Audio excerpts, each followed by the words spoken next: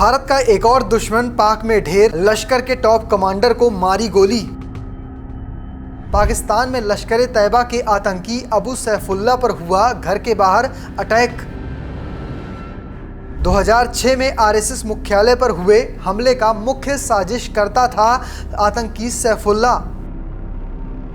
Operation सिंदूर के बाद से ही आतंकियों को पनाह देने वाला पाकिस्तान बौखलाया हुआ है और अब लश्कर तैयबा के एक टॉप कमांडर की पाकिस्तान में अज्ञात हमलावरों ने हत्या कर दी है। लश्कर तैयबा के आतंकी अबू सैफुल्लाह को पाकिस्तान के सिंध प्रांत के मतली फालकारा चौक इलाके में मार दिया गया है। अज्ञात हमलावरों ने दिन दहाड़े लश्कर के कमांडर को गोली से छलनी कर दिया है। आतंकी सैफुल्लाह भारत में हुए कई आतंकवादी हमलों का मास्टरमाइंड था। तो चलिए आपको इस वीडियो में दिखाता हूं इसकी पूरी कुंडली। पहले बात करते हैं इस हमले की। रिपोर्ट्स के मुताबिक सैफुल्लाह को पाकिस्तान सरकार ने भी सुरक्षा मुहैया कराई थी। वो रविवार दोपहर को सिंध के मतली स्थित अपने घर से कहीं जाने के लिए बाहर निकला था। तभी एक क्रॉसिंग के पास अज्ञात बंदूकधारियों ने सैफुल्लाह की गोली मारकर हत्या कर दी। गोली लगने के बाद सैफुल्लाह को अस्पताल ले जाया गया, जहां उसे मृत घोषित कर दिया गया। अब सैफुल्लाह के आतंक की कुंडली की बात करते हैं। लश्कर आतंकी अबू अनस का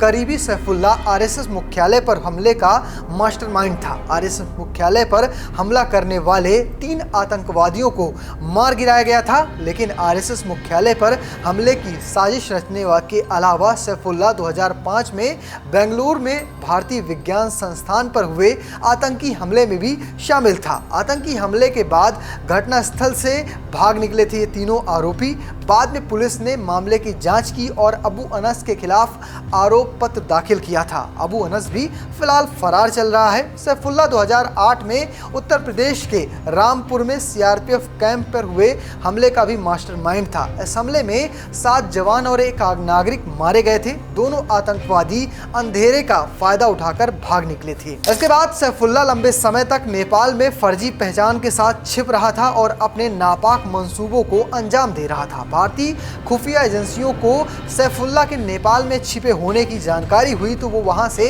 भागकर पाकिस्तान चला गया। पाकिस्तान में वो सिंध प्रांत के मतली से अपनी गतिविधियों को संचालित कर रहा था। वो मुख्य तौर से लश्कर तैयबा और जमात उद दावा के लिए फंड जुटाने का काम करता था। सैफुल्लाह लश्कर के तथाकथित लॉन्चिंग कमांडर आजम चीमा उर्फ बाबा जी और याकूब लश्कर का मुख्य लेखाकार के साथ मिलकर ये काम कर रहा था। वैसे पिछले कुछ सालों में पाकिस्तान में कई आतंकवादी ढेर हुए हैं। हाल ही में वो भारतीय सेना ने ऑपरेशन सिंदूर के जरिए पाकिस्तान में आतंकी नेटवर्क को तबाह कर दिया है। कुल 9 ठिकानों को निशाने पर लिया गया था। लश्कर और जैश जैसे तक कई बड़े ठिकाने इसमें शामिल थे और इन्हें बड़ा नुकसान पहुंचा था। भारत सरकार ने बताया कि इस ऑपरेशन में 100 से ज्यादा आतंकियों को मारा गया है। बाद में जब पाकिस्तान ने जवाबी कार्रवाई की कोशिश की तो अपने कई महत्वपूर्ण एयरबेस पर उसने भयंकर नुकसान झेला है। भारत की ब्रह्मोस मिसाइल ने कह सकते हैं कई इलाकों को तबाह कर दिया है।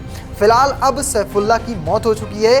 पाकिस्तान के अंदर ही वो सुरक्षित नहीं है, वहाँ पर ही कह सकते हैं कि कुछ अज्ञात लोगों ने गोली मारकर हत्या कर दी है। यह हत्या कोई रात में नहीं हुई, यह हत्या कोई छुप कर नहीं हुई। क्रॉसिंग पर खड़े सैफुल्लाह की दिन दहाड़े गोली मारकर हत्या कर दी गई है। कह सकते हैं कि एक और भारत का दुश्मन समाप्त हो चुका है। फिलहाल आप कैसे देखते हैं इस घटना को कमेंट बॉक्स में लिखिएगा और पेज को फॉलो करना, चैनल को सब्सक्राइब करना बिल्कुल मत भूलिएगा। धन्यवाद।